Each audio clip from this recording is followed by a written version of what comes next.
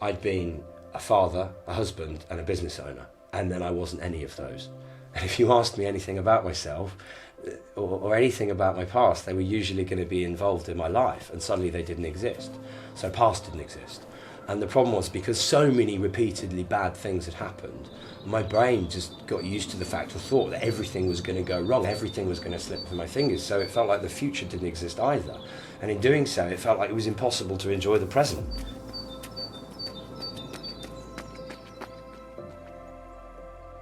Life changed overnight in 2011 when, on the first night of our holiday, I found my son Harvey dead in his bed. Despite my efforts to try and save him, he'd actually died in the middle of the night.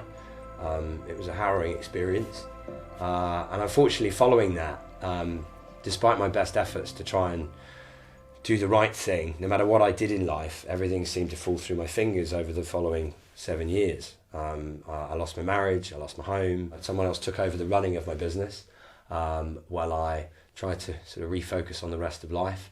Unfortunately, that didn't go to plan either. So really in the space of a few years, I lost everything that I ever had, both personally and professionally, and as a result fell into a really serious mental health bout, a bad bout of anxiety and depression.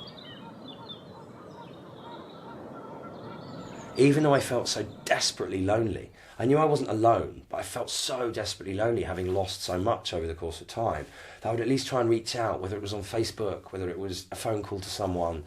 And you felt bad sometimes because you feel like you're moaning at someone, but you've got to speak to someone. You have to let it out, because otherwise those evil, horrible thoughts begin to consume you.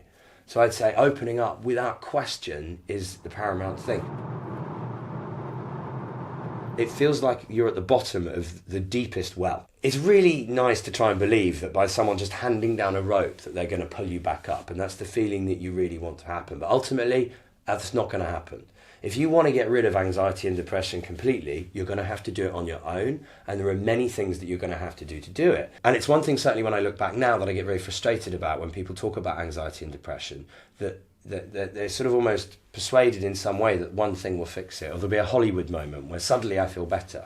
And I genuinely don't think that's the case. If you've got anxiety or depression or any kind of sort of a mental, one of those mental health things, I suppose, that you can fit, that is more easy to fix by applying these things with things you can do yourself. Because remember, there are more extreme mental health conditions that's unfortunately not possible. Look, do you really think there's going to be a quick fix where in a month you're going to be feeling better? This is your whole life that's got you to where you are today.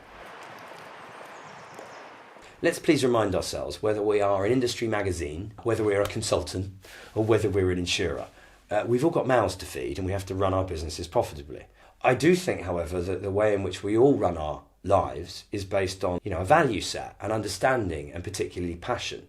And the more that we are aware of mental health and the way to approach it, the more those grey areas and those grey lines where maybe there are areas that people can just help a little bit more from inside the industry.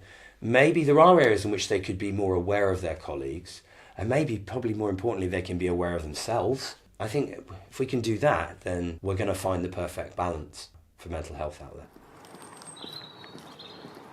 What I decided to do was to try everything apart from the pills that I was told might help.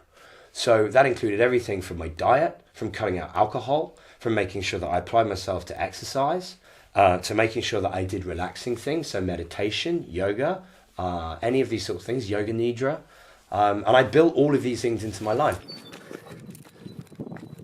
The great thing is, if you do apply yourself to all of these things and build them all into your life, then you can get to a place, an appreciation and, I suppose, love for the world, and the things that have happened in the past, and what might happen in the future, and enjoy today more than I ever have done before.